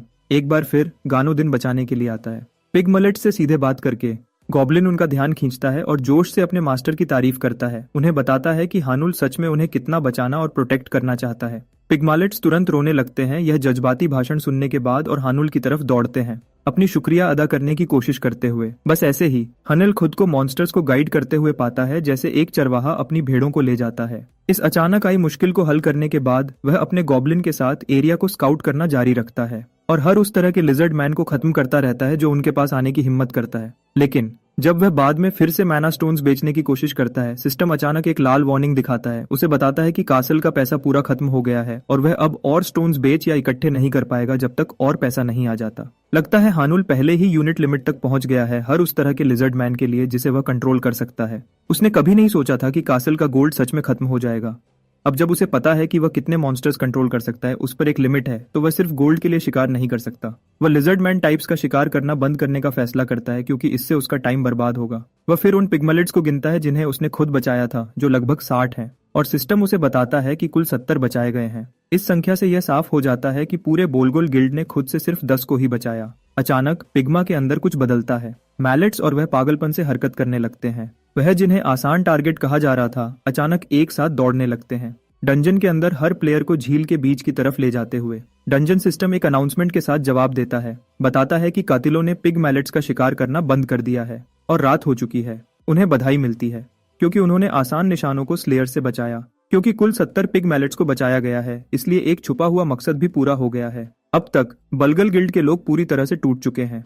वह डंजन पर चिल्ला रहे हैं कि उन्हें इस बुरे सपने से बाहर निकालो। लेकिन जैसे ही सब सोचते हैं कि अब सब खत्म हो गया है, एक नई नोटिफिकेशन आती है और उन्हें बताती है कि अब दवा की एक आजमाइश शुरू होने वाली है। चमकदार पानी की एक बहुत बड़ी लहर अचानक सबकी तरफ बढ़ती है और जब वह सोचते हैं कि अब वह खत्म हो गए हैं, जिन पिग मैलेट्स को उन्होंने बचाया था उनके पंख निकल आते हैं और उन्हें बचाने के लिए आगे कूद जाते हैं। कॉर्नेल और गानू वहीं खड़े रहते हैं, अचानक हुए इस बदलाव से हैरान होकर। सिस्टम उन्हें बताता है कि जिन पिग मैलेट्स को उन्होंने शिकारियों से बचाया था, अब वह शुक्रिया के तौर पर उनकी मदद कर रहे हैं। हनुल को मुश्किल से यकीन होता है कि इन आसान निशानों में इतनी छुपी हुई ताकत है। उस पल उसे समझ आता है कि उन्हें शुरू में इनको बचाने का काम क्यों दिया गया था। वह धीरे से सोचता है कि क्या ज्यादा बचाने से कोई ज्यादा सुरक्षित हो जाएगा। अपनी बात को जांचने के लिए हानुल दूसरों पर एक नजर डालता है और देखता है कि ज्यादातर लोगों ने मुश्किल से 1 या 2 पिग मैलेट्स ही बचाए हैं। बोलगोल का नेता क्वांग मुश्किल से खुद को संभाले हुए है और उसके पास वाला पिग मैलेट ऐसा लगता है जैसे वह अपनी आखिरी सांसें ले रहा है। बाकी बोलगुल के लोग भी ऐसी ही हालत में लगते हैं, जिसकी वजह से हानुल उनकी हालत को लेकर सच में परेशान हो जाता है। वह जल्दी से उन सबको बचाने का कोई तरीका सोचने लगता है और तभी सिस्टम एक और नोटिफिकेशन देता है। ये आखिरकार वह छुपा हुआ मिशन बताता है जिसे हानुल इतने समय से ढूंढ रहा था। इसे पूरा करने के लिए उसे इस आजमाइश के पीछे की असली वजह को ढूंढना और खत्म करना होगा। इसके अलावा उसे पता चलता है कि अगर वह उस मॉन्स्टर को हरा देता है जो इस घटना की वजह है, तो आजमाइश तुरंत खत्म हो जाएगी, पूरे 10 मिनट तक चलने की बजाय। हानुल बिल्कुल देर नहीं करता, खुद को संभालता है और अपना चश्मा पहनता है। वह अपनी सेजेस आई स्किल को एक्टिवेट करता है और जल्दी से एक मौजूदगी को पहचान लेता है, बिल्कुल वहां जहां सिस्टम ने बताया था। और ज्यादा फोकस करने पर वह कंफर्म करता है कि यह जेन करुक नाम का एक मॉन्स्टर है, एक बहुत होशियार जीव जिसके पास कैटेक्लिज्मिक वेव और स्टॉर्म जैसी खतरनाक स्किल्स हैं। ये समझ आने पर वह परेशान हो जाता है क्योंकि नेम्ड मॉन्स्टर्स को खास जीव माना जाता है जिनके पास सिर्फ उन्हीं की अलग ताकतें होती हैं। फिर भी वह खुद को शांत करता है और खुद को याद दिलाता है कि एक छुपा हुआ मिशन कभी आसान नहीं होगा। जब गानो बहुत एक्साइटेड हो जाता है और बड़ी लहर के पीछे छुपी मॉन्स्टर पर हमला करने की तैयारी करता है, हानुल उसे रोकता है और कहता है कि वह सिर्फ इस लड़ाई को देखेगा। वह समझाता है कि पानी से बचने की ताकत के बिना गानो झील के अंदर बहुत खतरे में होगा क्योंकि लड़ाई का मैदान उसके लिए एक बड़ा खतरा होगा। हानुल फिर अपनी मॉन्स्टर समनिंग शॉप खोलता है ताकि इस हालत को संभालने के लिए एक नया मॉन्स्टर हायर कर सके। लॉर्ड्स लिस्ट ट्रेड से वह एक ओगर बजरकर को चुनता है, खासकर इसलिए क्योंकि उसके पास पानी से बचने की नेचुरल ताकत है। लेकिन उसके दिमाग में तुरंत एक नई चिंता आती है क्योंकि गानो की तरह ओगर के पास कोई आइटम नहीं है। इसका मतलब है कि वह जेनकरुक जैसे नेम्ड मॉन्स्टर से शायद हार जाएगा। उसे समझ आता है कि उसे ओगर की स्टैट्स बढ़ाने के लिए कुछ चाहिए। हानुल अपना प्रीमियम गोचा टिकट निकालता है, भले ही उसकी सफलता की दर बहुत कम है, और उसे इस्तेमाल करने का फैसला करता है। वह उम्मीद करता है कि इससे उसे एक ऐसा आइटम मिलेगा जो ओगर को ज़ेन करुक के खिलाफ असली मौका दे सके। टिकट एक्टिवेट हो जाता है और एक सुनहरी रोशनी निकल आती है, जिसकी वजह से हानुल की आंखें एक बार फिर खुल जाती हैं। उसे बहुत खुशी होती है जब उसे पता चलता है कि यह एक एस रैंक्ड आइटम है, लेकिन वह खुशी जल्दी ही उलझन में बदल जाती है क्योंकि आइटम लड़ाई में ज्यादा काम का नहीं लगता। इसी बीच पानी का बहाव और तेज होता जाता है। उसके पास कोई और रास्ता नहीं बचता सिवाय इसके कि वह ओगरे को बुलाए और उसे वह आइटम पहनाए जो उसे अभी मिला है। जैसे ही वह आइटम ओगर पर रखता है, जीव अचानक जमीन पर गिर जाता है। उसी समय हानुल को एक बेचैन चीख सुनाई देती है, बलगल के एक मेंबर की तरफ से जो डूबने वाला था। इसलिए वह बिना सोचे समझे मदद करने के लिए दौड़ता है। उसके चेहरे पर मायूसी छा जाती है जब वह दांत पीसता है, यह समझते हुए कि अब उसे सब कुछ खुद ही संभालना पड़ सकता है। इसके अलावा उसके लॉर्ड्स आफ्टर इमेज के सिर्फ 12 मिनट बचे हैं। इसके बाद वह वापस ई रैंक्ड आम आदमी बन जाएगा। फिर भी वह दूसरों को बचाने को पहले रखता है, भले ही उसकी मुश्किल दिखने लगती है जब वह अपनी टेम्पररी ज्यादा स्टैट्स के बावजूद भी मुश्किल में पड़ता है। जब उसकी पकड़ ढीली होने लगती है और वह उस पेड़ को छोड़ने वाला होता है जिसे उसने पकड़ा हुआ है, तेज बहाव अचानक कमजोर होने लगता है। जब वह आगे देखता है, वह ओगर को पानी में मजबूती से खड़ा देखता है, जिसने हैरी पॉटर जैसी टोपी पहनी हुई है। ओगर एक बहादुरी वाले अंदाज में बोलता है और अपने मास्टर से पूछता है कि क्या उन्हें कहीं चोट लगी है। वह हानुल को अदब से सलाम करता है और खुद को उनका नेक नौकर बताता है, ऐसा बर्ताव करते हुए जो किसी ओगर से बिल्कुल भी उम्मीद नहीं की जा सकती। हानुल हैरान हो जाता है क्योंकि उसके हिसाब से उसने सिर्फ एक एस रैंक आइटम रखा था, आर्चमेज गैंडोल्फ की टोपी ओगर के सर पर। यह चीज दिमाग से जुड़ी ताकतों को बढ़ाने के लिए बनाई गई थी, जो एक बेवकूफ को भी जीनियस बना सकती थी। लेकिन उसने कभी सोचा भी नहीं था कि एक ओगर की बुद्धि को इतना ज्यादा बढ़ाने से इतने कमाल के नतीजे निकल सकते हैं। अपनी उलझन में फंसा हुआ हानुल अपने नौकर से पूछता है कि वह इतनी सफाई से बात कैसे कर सकता है और ठीक से बातचीत कैसे कर पा रहा है। जवाब में ओगर कॉन्फिडेंस से अपनी मसल्स दिखाता है और गर्व से बताता है कि उसके मास्टर ने जो टोपी उसे दी है उसने उसे बदल दिया है और उसे ओगर का एक बिल्कुल नया रूप दे दिया है। इस बात के बाद ओगर अदब से हानुल के सामने गहरा झुकता है और नम्रता से अपने मास्टर से हुक्म देने की गुजारिश करता है। हानुल जवाब देता है कि कोई भी सीधा हुक्म देने से पहले वह कुछ साफ करना चाहता है। ओगर बिना सोचे समझे मान जाता है। हानुल फिर पूछता है कि क्या अब मॉन्स्टर जादू कर सकता है, जिस पर ओगर गर्व से हाँ कहता है और बताता है कि उसने अभी अपने लॉग में जादू कैसे भरा है। यह सुनकर हानुल खुशी से भर जाता है क्योंकि हालत आखिरकार उसके हक में होती दिख रही है। मौके का फायदा उठाते हुए वह ओगर को तेज तूफान के बीच से सीधा आगे बढ़ने का हुक्म देता है, जबकि वह खुद उसके पीछे पीछे चलता है। बिना देर किए टोपी पहना हुआ ओगर तेज बहाव के बीच से जबरदस्ती अपना रास्ता बनाता हुआ हानुल ओगर को ओडुल्फ नाम भी देता है और उसे बताता है कि वह उस पर भरोसा कर रहा है। जैसे ही वह अपना नया नाम सुनता है, ओडुल्फ के गाल लाल हो जाते हैं और उसकी आंखों से आंसू गिरने लगते हैं। बहुत भावुक होकर और पक्के इरादे के साथ वह चिल्लाता है कि वह अपना सब कुछ दे देगा और इस इज्जत को चुकाने के लिए खुद को कुर्बान भी कर देगा। ओडुल्फ फिर बहाव के बीच से आगे बढ़ता है, रास्ता साफ करते हुए, और हानुल को यकीन है कि वह जल्दी ही पहुंच जाएंगे। यह अचानक बदलाव ज़ेन करुक को बेचैन कर देता है क्योंकि वह समझ जाता है कि किसी ने उसके जादू को मात दे दी है। भले ही उसे लगता है कि जिसने भी यह किया है वह कोई आम जादूगर नहीं हो सकता, फिर भी उसे यकीन है कि उसकी दीवार को तोड़ना आसान नहीं होगा। इसी बीच ओडुल्फ दीवार तक पहुंचता है और तुरंत उससे रुक जाता है। वह हानुल को रुकावट के बारे में बताता है और हानुल उसे कहता है कि वह एक ही जगह पर बार बार हमला करता रहे, यह उम्मीद करते हुए कि एक ही जगह पर बार बार जोर लगाने से वह टूट जाएगी। ओगर लॉजिक और मैथमेटिक्स का इस्तेमाल करते हुए समझाने लगता है कि यह कई परतों वाली फॉर्मूला दीवार क्यों नहीं तोड़ी जा सकती, लेकिन हानुल उसे बीच में रोकता है और कहता है कि ज्यादा मत सोचो और सिर्फ ताकत से उसे तोड़ दो, सिर्फ जादू पर भरोसा मत करो, भले ही उसे यह समझ न आए। नौकर नम्रता से हुक्म मानता है और दीवार पर लगातार हमला करना शुरू कर देता है। ऐसे घुमाता है जैसे वह बेसबॉल मैच खेल रहा हो।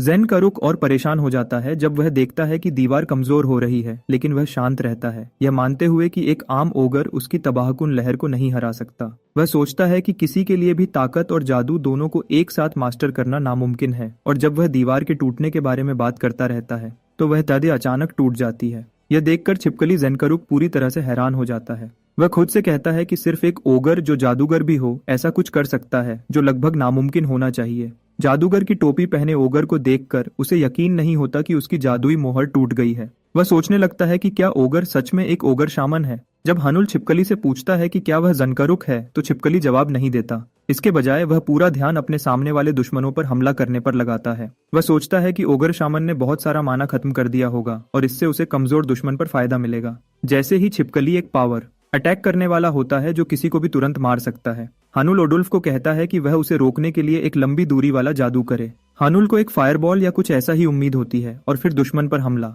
लेकिन ओगर बस लॉग को जेनकरुक पर फेंक देता है। जेनकरुक को पता नहीं चलता कि एक असली लॉग उसकी तरफ आ रहा है और घमंड से कहता है कि वह पहले ही जीत चुका है, यह जिद करते हुए कि कोई जादू उसकी दीवार को नहीं तोड़ सकता और उसने इस हमले का पहले ही अंदाजा लगा लिया था। लेकिन जब लॉग आखिरकार लगता है तो छिपकली आदमी का सारा कॉन्फिडेंस तुरंत टूट जाता है जैसे नाजुक कांच, और वह वहीं हार कर गिर जाता है। हानुल अपने बड़े नौकर की तरफ मुड़ता है और कहता है कि उसने जो जादू किया वह सिर्फ एक लॉग फेंकने जैसा लगा, और ओडुल्फ तुरंत माफी मांगता है, समझाते हुए कि उसने अभी तक कोई ठीक जादू नहीं सीखा है। सीन फिर पंगबाइक गिल्ड के हेडक्वार्टर्स की तरफ बदलता है, जहां नेता पर दबाव डाला जा रहा है कि वह नए जागे हुए एस रैंक्ड हंटर हानुल को जल्दी से हायर करे, इससे पहले कि उनके दुश्मन उसे ले जाएं। उनके जोर देने के बावजूद वह किसी मामूली एस रैंक्ड हंटर के पीछे पड़ने की कोई जरूरत नहीं देखता, क्योंकि उसके पास पहले ही बहुत सारे हैं। डंजन में वापस जेनकरुक को सफलता से हरा दिया गया है। ओडुल्फ ध्यान से मोनोस्टोन उठाता है और उसे हानुल के पास ले आता है। हानुल बड़े आदमी की मेहनत की तारीफ करता है, लेकिन ओडुल्फ नम्रता से कहता है कि यह सिर्फ उसके मास्टर के रास्ते और सहारे की वजह से ही मुमकिन हुआ। एक दूसरे की तारीफ करने और क्रेडिट लेने की लड़ाई खत्म होने के बाद हानुल खास सोल स्टोन को कासल को बेच देता है। कासल फिर इनामों का हिसाब लगाता है, जिसमें एक खास जोन डेवलपमेंट परमिट शामिल है, एक और गौचा टिकट और थोड़ा सा सोना, जो कासल में पैसे की कमी की वजह से थोड़ा कम कर दिया गया है। इसके अलावा हानुल को अब जेनकरुक को अपनी वेव डिफेंसेस में इस्तेमाल करने की ताकत मिल जाती है। वह इनामों को बाद में चेक करने का फैसला करता है और अभी के लिए वापस चला जाता है। जब वह वापस आता है, उसे सिर्फ बलगुल गिल्ड की नीले बालों वाली फीमेल हंटर होश में मिलती है। वह तुरंत पूछती है कि क्या उसने उन सबको बचा लिया है, और उसकी कोशिशों के लिए नम्रता से शुक्रिया कहती है। हानुल उसके बाकी गिल्ड मेंबर्स के बारे में पूछता है और वह उसे बताती है कि वह सब जिंदा हैं और उनका ठीक से इलाज शुरू हो गया है। तभी नेता कुआंग आता है और हानुल से बात करने को कहता है। वह आदमी लगभग उस पर टूट पड़ता है जैसे वह उसे मुक्का मारने वाला हो, लेकिन अचानक वह घुटनों पर गिर जाता है और अपने गिल्ड की तरफ से हानुल का शुक्रिया करता है सबको बचाने के लिए। वह हानुल से माफी मांगता है कि उसने उसके साथ कैसा बर्ताव किया था जब वह पहली बार डंजन में आए थे। हानुल को यकीन नहीं होता, क्योंकि उसने कभी नहीं सोचा था कि यह बिना दिमाग वाला मसल हेड माफी भी मांग सकता है। वह कुआंग को उठाने के लिए अपना हाथ बढ़ाता है और उसे कहता है कि वह वापस अपने पैरों पर खड़ा हो और अपने गिल्ड मेंबर्स का ख्याल रखे, जिन्हें अभी भी उसकी जरूरत है। दोनों हाथ मिलाते हैं और कुआंग की आंखें आंसुओं से भर जाती हैं जब वह इस एहसान को याद रखने और एक दिन चुकाने का वादा करता है। सिस्टम फिर उन्हें बताता है कि ध्यान की आजमाइश को सफलता से पार कर लिया गया है और उन्हें पीछे रहने या और अंदर के इलाकों में जाने का विकल्प देता है। बेहोश हंटर्स को अपने आप वापस भेज दिया जाता है, लेकिन बाकी सबको चुनने का मौका दिया जाता है। जब कुआंग को पता चलता है कि हानुल रुकने का प्लान बना रहा है, वह उसे अभी के लिए पीछे हटने के लिए मनाने की पूरी कोशिश करता है, उसे यकीन दिलाते हुए कि वह उसे फिर से इकट्ठा होने में मदद करेंगे और पूरी तैयारी के बाद वापस आएंगे। लेकिन जब हानुल कुआंग को अपना मॉन्स्टर दिखाता है और समझाता है कि उसके पास पहले ही भरोसेमंद साथी हैं जो उसकी मदद करेंगे, कुआंग डर जाता है और आखिरकार समझ जाता है कि हानुल अभी भी आगे क्यों बढ़ना चाहता है और उसे और मनाने की कोशिश करना छोड़ देता है। वह सब हानुल का शुक्रिया करते हैं और चले जाते हैं, जबकि हमारा लड़का पीछे रुकता है आगे बढ़ने और डंजन को पूरा करने के लिए, एक ऐसा काम जो किसी और ने कभी नहीं किया। एक बार जब वह छुपा हुआ मिशन भी पूरा कर लेता है। डंजन सिस्टम हानुल को बताता है कि उसे जो आम इनाम मिल रहे हैं उनके साथ एक खास इनाम भी दिया जाएगा। सीन फिर चॉय कांग पर वापस आता है, जिसे अभी भी नए एस रैंकर को काम पर रखने के लिए समझाया जा रहा है। वाइस हेड पायो म्यूंग हून अपनी बहन के साथ समझाते हैं कि उनकी सबसे अच्छी गिल्ड को उसे अपने साथ क्यों लेना चाहिए, लेकिन लीडर बार बार यही कहता रहता है कि वह खुद ही मुश्किल में है, और ऊपर से क्योंकि एस रैंकर अभी भी गिल्ड में बी रैंक का ही रजिस्टर है, इसलिए उसे यह जरूरी नहीं लगता। तभी उसे एक मैसेज आता है कि एक लाल निशान वाला डंजन मिला है, जिसका मतलब है कि डंजन टूटने का खतरा ज्यादा है। जब वह देखता है कि वह जगह गार्डन ऑफ मेडिटेशन है, जो वही जगह है जहां हैनेल गया है, लीडर वहां जाने का फैसला करता है। कुछ घंटे बाद गिल्ड लीडर अपने साथियों के साथ डंजन वाली जगह पर पहुंचता है और हालात के बारे में पूछता है। वहां की डंजन फोर्स बताती है कि डंजन अब लाल निशान वाला हो गया है। वह आगे बताते हैं कि उन्होंने आसपास के लोगों को पहले ही हटा दिया है और उन्हें पंगबक गिल्ड की मदद चाहिए होगी किसी भी मुश्किल से निपटने के लिए। मियोंग हून चिल्लाता है और अंदर के हंटर्स के बारे में पूछता है, जिस पर काले सूट वाला आदमी जवाब देता है कि 6 हंटर्स बाहर निकल पाए हैं। एक हंटर डंजन के सबसे अंदर वाले हिस्से में चला गया है। तभी एजिस का गिल्ड लीडर मा डोंग और सानेराय गिल्ड का लीडर साना रेई भी वहां पहुंचते हैं। वह सब बहुत हैरान हैं, क्योंकि यह पहली बार है कि कोई अकेला हंटर इस डंजन के सबसे अंदर तक पहुंच पाया है। वह सोच में पड़ जाते हैं कि कौन ऐसा काम कर सकता है। इस काम के बारे में जब तक काले सूट वाला आदमी बताता नहीं कि उन्हें बताया गया है कि उस आदमी का नाम हानुएल है। यकीनन उस आदमी से मिलना चाहते थे।